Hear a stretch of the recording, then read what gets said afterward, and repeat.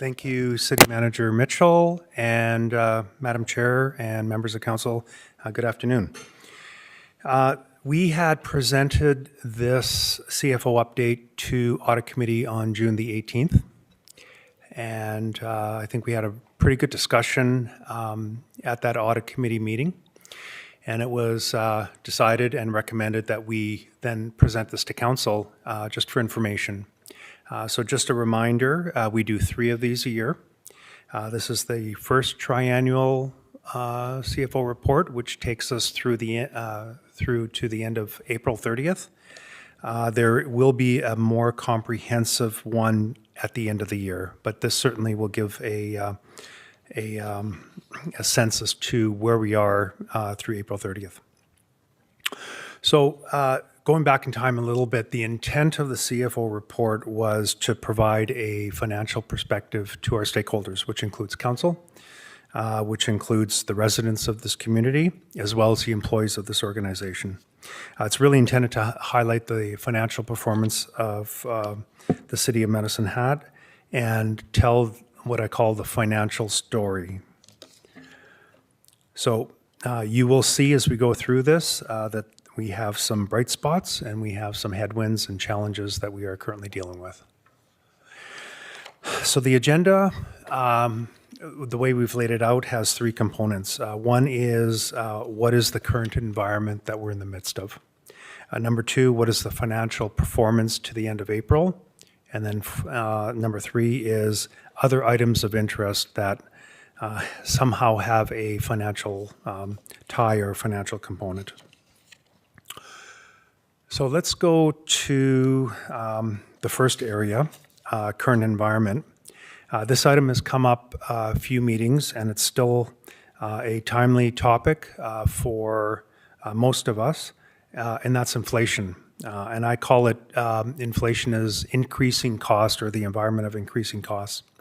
So the Alberta inflation rate to the end of April year over year was 3%, and the May one has been issued. It's approximately 3% as well.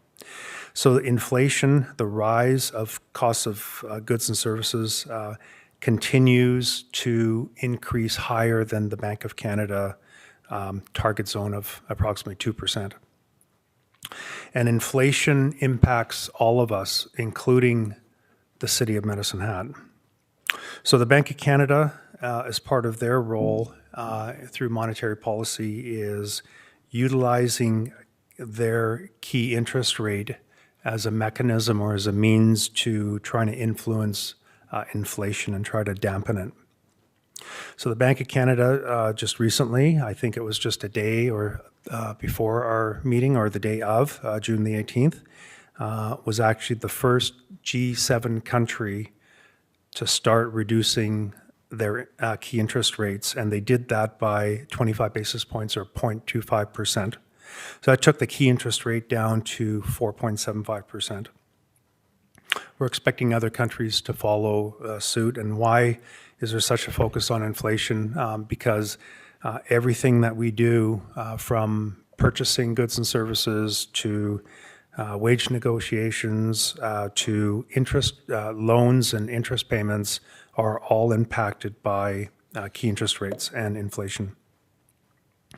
So the Canadian core inflation rate, so all of Canada now at the end of April, was 2.7%, so a little bit lower than what we were seeing in Alberta.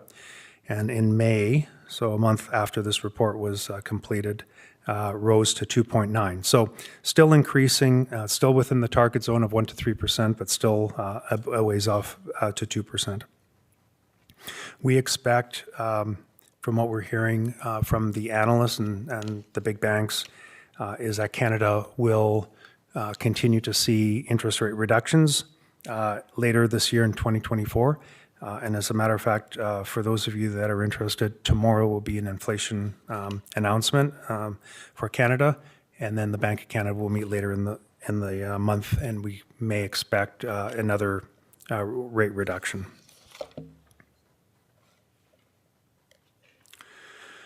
So there's some commentary here around interest rates, but I do want to highlight that both the Federal Reserve and the U.S. and Bank of Canada have been holding, but we're expecting reductions, as I mentioned, later in 2024 and beyond. And it's really the Bank of Canada and the central bank in the U.S. is trying to target the rise of costs to that 2% level.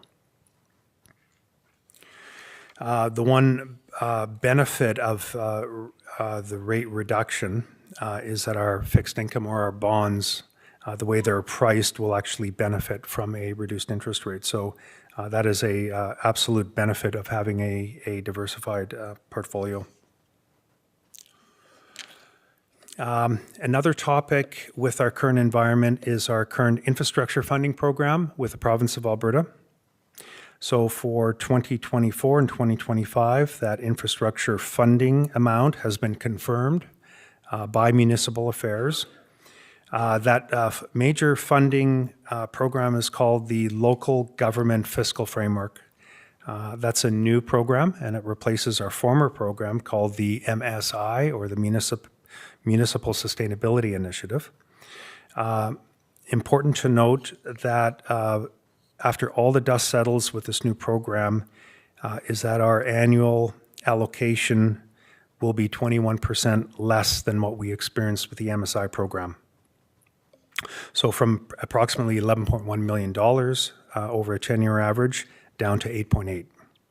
So you can see there our 2024-2025 allocation of 8.2 million and 9.5 million, that's been confirmed, and we expect to have those confirmed in advance as we go forward. Important to note is the allocation amongst all the municipalities that share in this pool has been changed as well. So formally, it used to be per capita and the education property tax mainly, as well as a small component of roads, kilometers. That's now been changed to 65% population, 15% the amount of our capital assets, 10% of the amortization of those assets, and then 10% of kilometers of local roads. So we believe that this is an appropriate allocation methodology since, number one, population for the most part drives infrastructure. And we do like the increase of kilometer of roads due to the geography of Medicine Hat being coulees, and roads don't go straight necessarily. So we have more roads than the average similar type of municipality. The third one, electricity. So this is electricity prices, and we're seeing stability. Stability compared to what we saw last year, in part or largely due to the council-approved floor and cap on electricity, the floor of 11 cents per kilowatt hour, and the ceiling of 11 cents and the floor of 7 cents. And so this will continue through 2024 until we receive the KPMG report, and we'll take that and move forward on what the pricing plans look like for electricity. Managing Director Egert, I'll just interrupt you for a moment because Mayor Clark has a question. Thank you. It was on the slide about the reduction owing to the LGFF. I just wanted to get your response on the tax.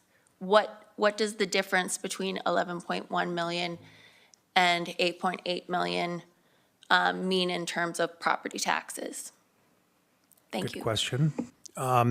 So if we were to fund the difference through property tax revenue, which is a good starting point, every $900,000 that we would collect from property taxes translates to a 1% increase. So the difference there, and I'm doing quick math, is approximately, what is that, 2.5? So 2.5 million divided by 900,000, so about 3%. I have a question from Councillor Sharps as well, unless you had a follow-up, Mayor Clark. No, thank you. Councillor Sharps? Thank you. I'll just piggyback off of the MSSI and the LGFF. Managing Director, did we not take a decrease also in 2022 and 2023 under MSSI? So I don't think this is our first hit, is it? Can we just remind the public what that looked like? Because in its entirety right now, it says 21%. So you think, well, maybe that isn't so bad, but really it's been 2 years running on top of the 21%. If you could just touch base on that. Yeah, thank you for the question. And through the chair, over the last few years, especially during COVID, that funding has increased and decreased quite significantly. At points where there's some years that we actually had doubled up the grants for that year. There was another cut. When we look at what we received and what we're anticipating going forward, that translates to 21%. So there was a decrease, yes, but when you look at any particular year in isolation, it may not be representative of sort of what that grant program looked like.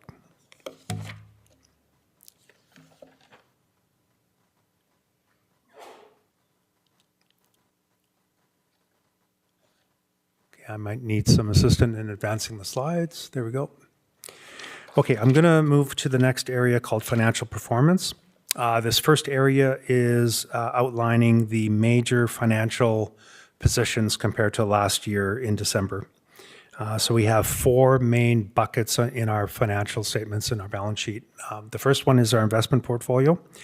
This is at market value, $749 million. And what we saw compared to December was an increase of about $16 million over that period, 4-month period. And that increase is largely due to increase in investment portfolio results and investment return. If I fast forward to the end of May, because we don't have, or the end of June, we would see probably another additional $16 million taking us to the end of June as well. So this year has actually been quite good. The markets have performed quite well here in the first quarter and actually in the first half year as well. The second one is our debt, $432 million. Compared to December, that's decreased by $5 million. That decrease is largely due to a principal repayments that we made during those first 4 months. The third one is the asset retirement obligation, $255 million. So there's no change. We measure this one time a year, and that'll be remeasured at the end of 2024.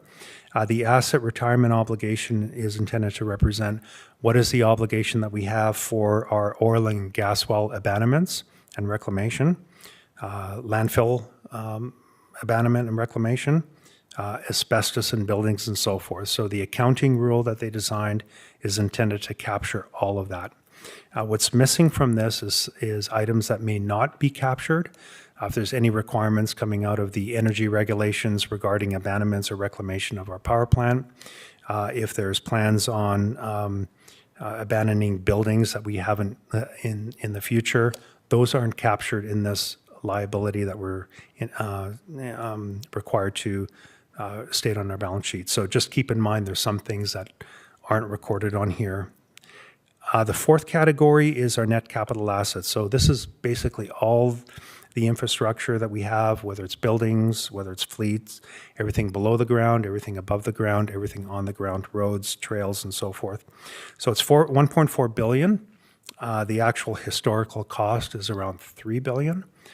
So 1.6 has been amortized or depreciated. So it's probably through half the life of our estimated useful life. It's a big number. If you look at what the replacement cost, it's much higher than $3 billion due to inflation, due to the age of some of the assets when we purchased them, say, 50 years ago. If we were to replace them now, it would be much more expensive. So our there's other future obligations, as I mentioned, that aren't reflected in here. And that includes, for example, as we replenish our assets and renew our assets as they become due, we'll be required to replace them. That's not included in this obligation as well. So turning to our operating performance on the municipal, you can see the chart on the left takes us to April 30th. Where we thought we would be at the time is a deficit of $28 million, and we actually came in with a actual deficit of $28.4 million. So more or less where we thought we would be at that period in time at April 30th. And you may ask, why are we actually budgeting and anticipating a deficit at that point in time.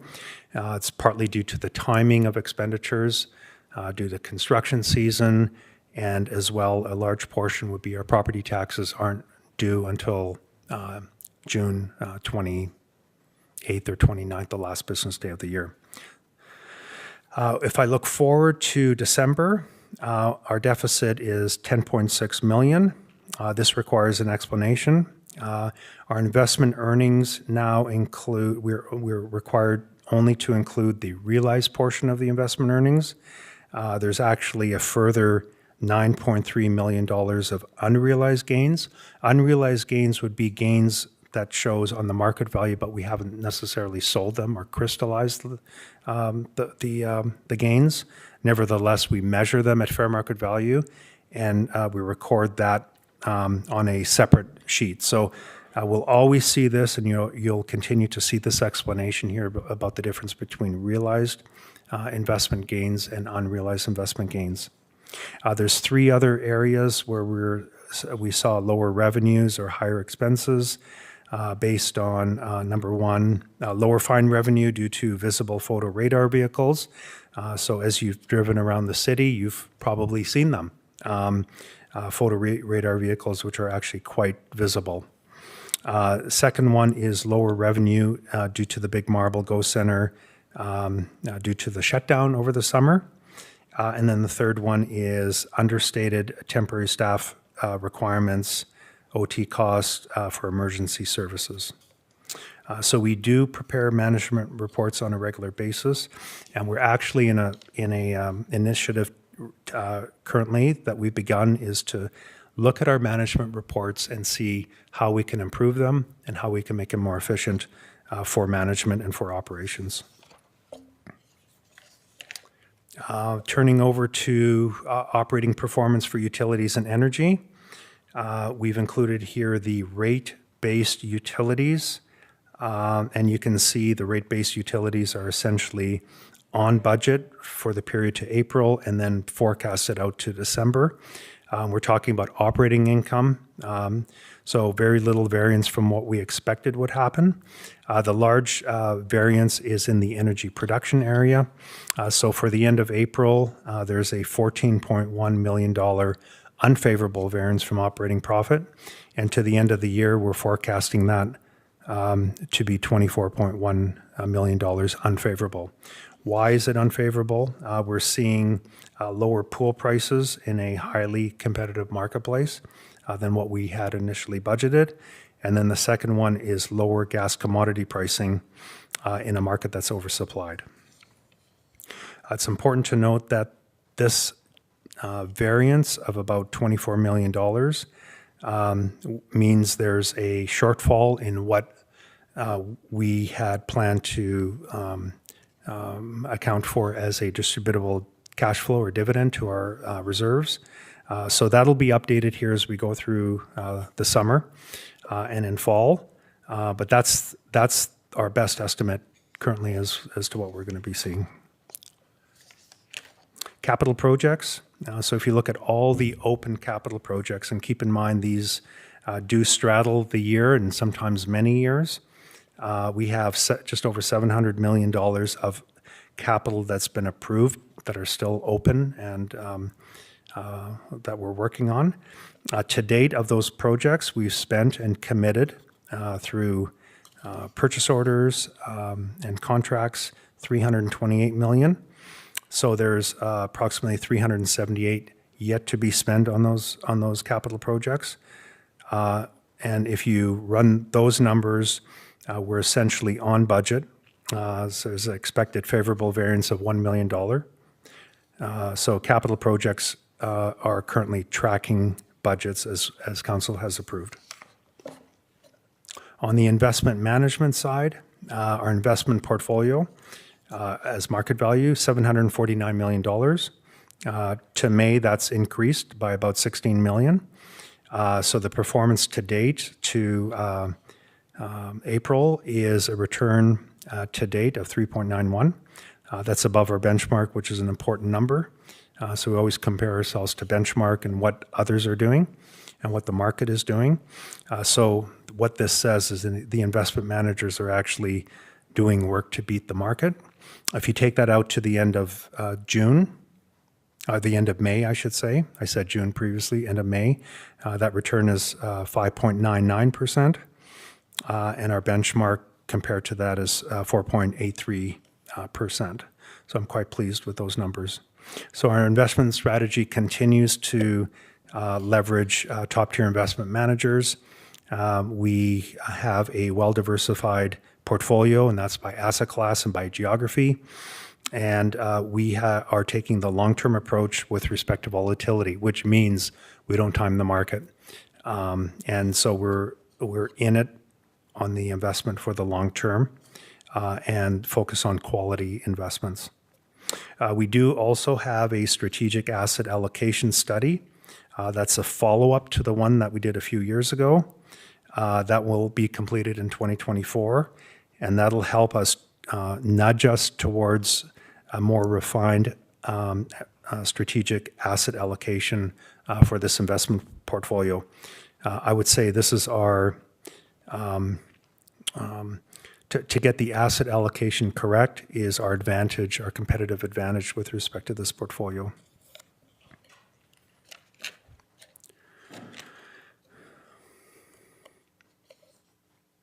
I'll just touch on a few things here. Economists are predicting a soft landing, which means we're avoiding a recession. Equities, which is on all the markets, are seeing record level returns on year-to-date returns. Fixed income, we're seeing, looking forward to rate cuts going forward in the rest of the year and into 2025. And infrastructure, commercial mortgages, as it relates to the real estate, that particular segment continues to struggle. But we do have a diversified portfolio, which is exactly what we're trying to do with this strategy. Financial reserves. So council policy has established these reserves. And we will be coming to council shortly proposing 2 additional reserves. Those 2 additional reserves are for abandonment and reclamation, and the second one is related to energy transition. The purpose of these 2 reserves and why we want to bring them forward to council is to say that we do have the funds earmarked for certain activities, and there'll be very specific criteria on what they can be used for and how we get approval for that as well. When residents look at our reserves, and even municipal affairs, with all due respect, they look at a unrestricted reserve and they're saying, do you not need this money? And we're saying we do need it for these things, especially for abandonment and energy transition. So that's really one of the emphasis of why we want to bring this forward. When you look at community value, and many residents say, well, what is the value of having these reserves?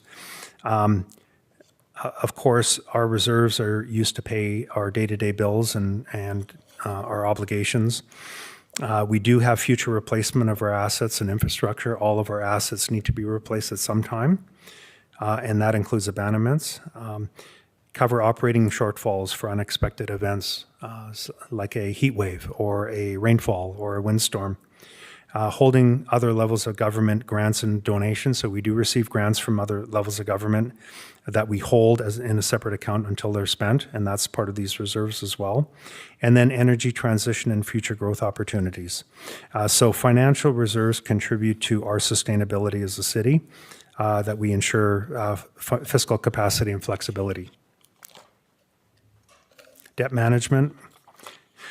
Our debt is currently at 432 million, and that's more or less where it's at today as well. So we're within our debt limits. For 2024, the forecast is 59% of that municipal affairs limit. Our average interest rate is 3.48%. That's often a number I'm asked is what's our average interest rate? That's a good interest rate, 3.48%. Many of the debentures that are maturing, I'm looking at them and they're up to 5 or 6%. So at the time we had actually purchased them, whether it's 15, 20, 25 years ago, that was the going rate. The one thing about the debt management, we do manage this quite closely, is the revenue that we see on an annual basis is the test to see what the limits are, and that revenue changes every year. So once we commit to a debenture, that debenture could be there for 10, 15, 20, 30 years. And so there's a sensitivity here on the revenue. A 31% reduction on energy revenue will cause us to meet that 70% limit. So it gives you an idea of what that sensitivity is. So that's it for the financial piece. I do want to go now to other areas of interest. I've shown this slide in the past, and this is part of our budget approach as well. Stability or financial stability allows us to and leads us into a livability. So financial sustainability ensures that we keep the advantages that we have today. And it is a balance. How much do you focus on financial sustainability? How much do you focus on creating a livable community for current residents as well as newcomers? And so as part of that balance, we need to consider the best interest of the community as a whole. Our financial sustainability fiscal targets, there's two broad targets. These are corporate objectives that will guide our 25 and 26 budget. The first one is balancing the delivery of our services with competitive taxes and utility charges. That's what we do here and now for this year, for 25, 26. The second objective is looking more into the future. That ensures that we have fiscal capacity and flexibility, that we can meet future obligations and opportunities. So that's ensuring that we are set for the future and that we're successful into the future as well for future generations. I do want to touch on the KPMG third-party review as that's in progress. The KPMG third-party review is an independent evaluation of our energy business. The report that will be issued later this year will confirm an overall strategic approach for the city, which will deal with things such as ownership model, that's on the business, how we do business, and the governance of that business, rate design and the dividends or just distributable cash approach, and then thirdly, competing trade-offs and complexities of this business. So the report that we expect to receive will inform future decisions to make sure that we are creating optimal value for the community.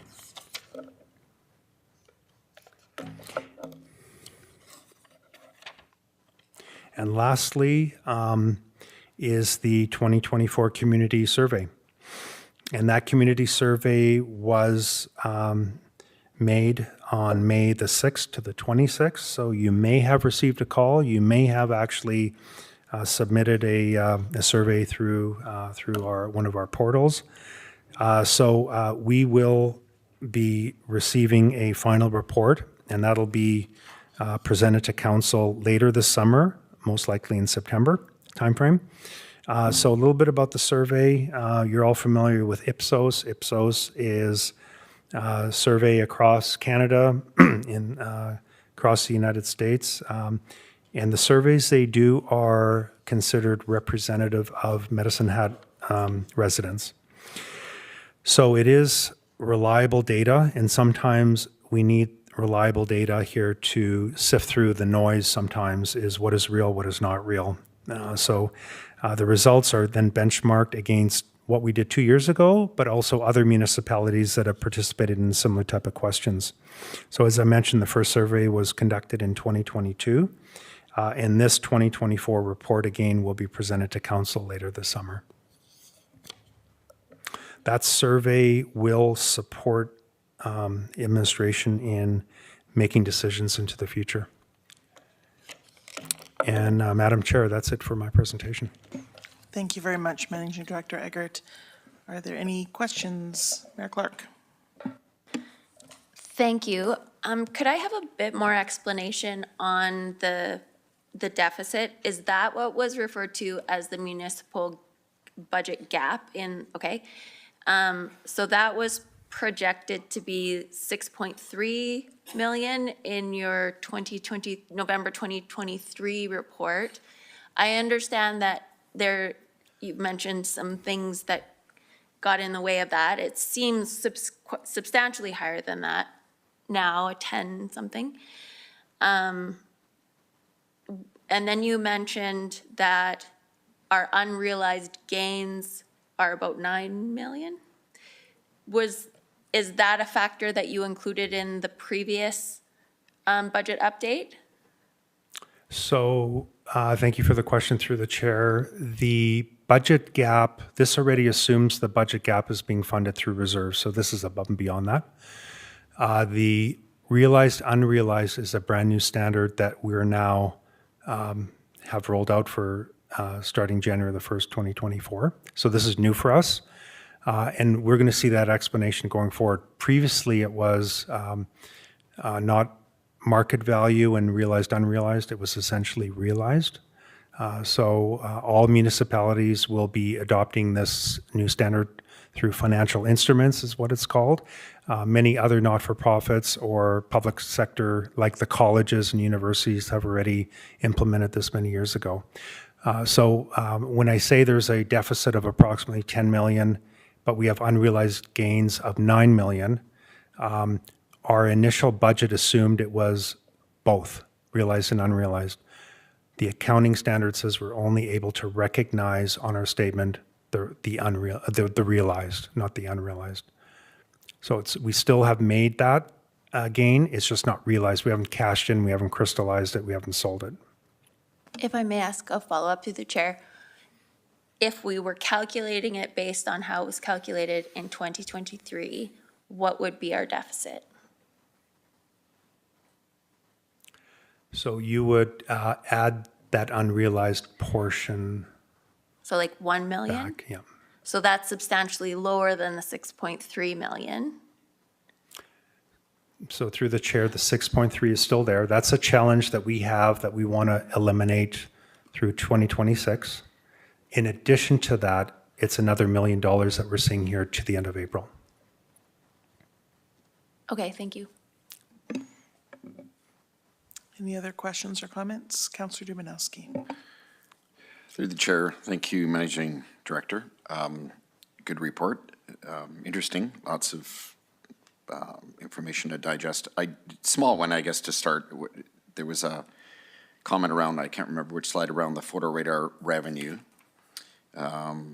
being down. I guess with there being a, as I understand it, just from reading out in the public, not through the halls of City Hall, but that there is a review being done currently by the province to withdraw entirely from photo radar by end of the year. There's a decision to be made by the end of the year, not certainty around that. But what impacts or implications, I guess that would be presupposing they do that. But have we looked at that, the impacts of the certainty of fine revenue being completely eviscerated, if you will, from our revenue components? Not that we look to that, but it is a revenue component. Have we done any analysis around that? Do we have any impact analysis around that to start? That's my first question.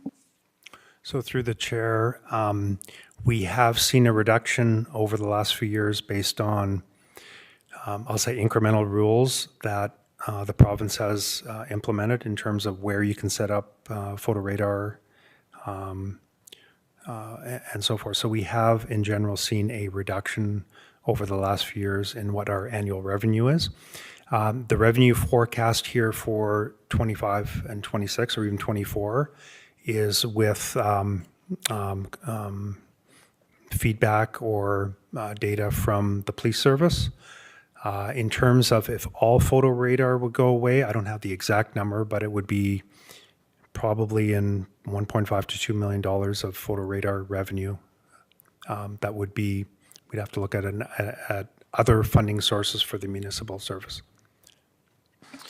And just note through the chair, I'm not trying to create more conversation around photo radar than needs to be happening, but certainly that is a conversation that's happening on a provincial level. So I'm glad it's on our target as far as what impacts that could have. My thought is, probably shouldn't say it, is if you're doing analysis of it, there's probably a greater chance of the conclusion of why you initiated to start happening than not. So I want to be, I want to be prepared for that. Could I just Sure. just respond to that, Councillor Dominowski, through the chair?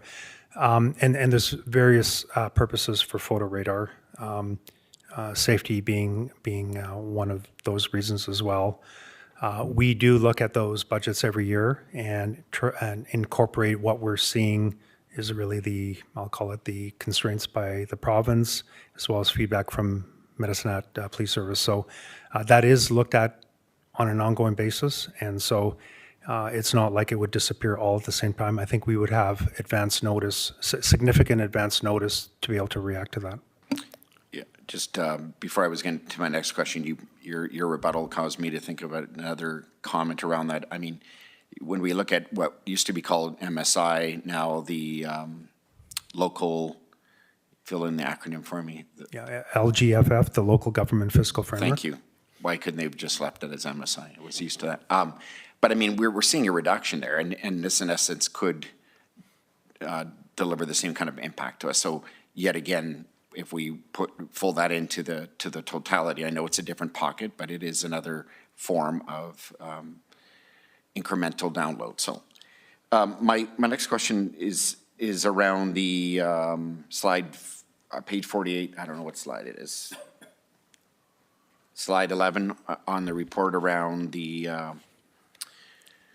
delta between what was expected and what is projected on the commodity variance side. Can you just elaborate a little bit more on that? I guess my preamble to that is that we've come to expect in the last year or two, we've seen and enjoyed many different performance responses from the markets, sometimes not to our favor because we're making money. At the same time, we're trying to budget for future abandonment and other sizable, significant impacts to our energy business. But can you just talk about the short-term impact of that delta, that difference on our plans? So through the chair, we did note several years ago that this is a very cyclical business. Commodities is a very cyclical business, and especially with uncertainties in the market around supply and demand. At the time we saw higher prices, we had highlighted that will not continue because it is a volatile business and it does go in cycles. If you look at 1 year in isolation, it can be maybe a little bit misleading in terms of what is all this money going to be used for. I call it excess funds to be used in the future for the business. That would be capital replacement, that'll be abandonment and reclamation, that'll be paying down debt, and other opportunities. If I didn't mention energy transition, that's another one. So those are the kind of things. So some years are higher, some years are lower, but they're big ticket items that will come. And that includes abandonment potentially of the depending on what happens with the electricity business in general.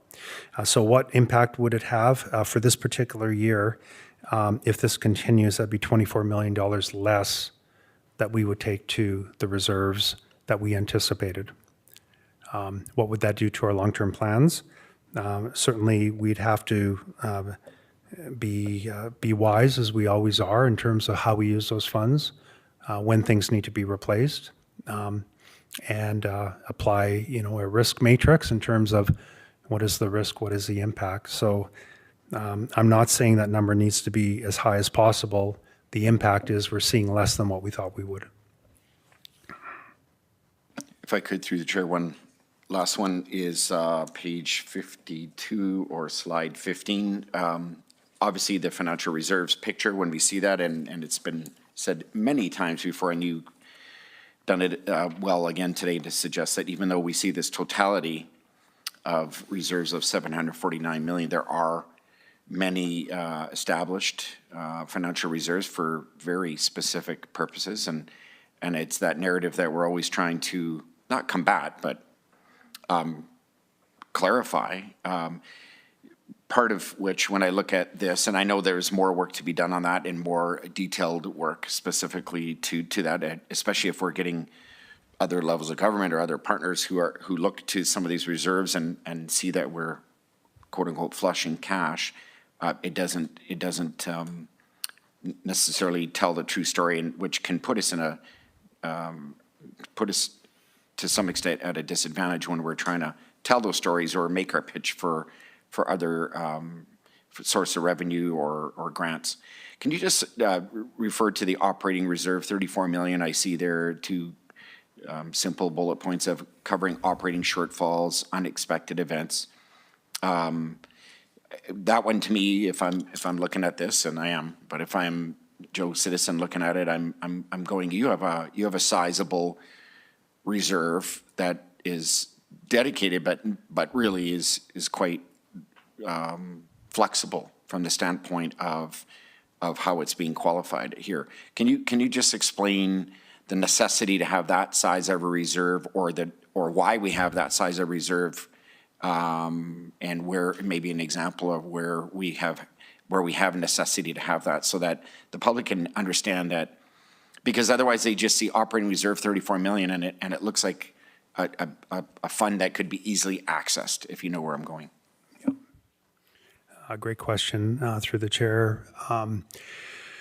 So the operating reserve would be amounts that we put aside to help us with almost like emergencies, if you will, things that weren't planned for, weather-related, insurance-related.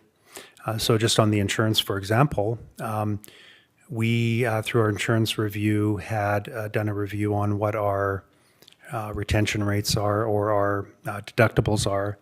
And so we did a review. So increase our deductibles, which means we're saving a significant amount on annual premiums.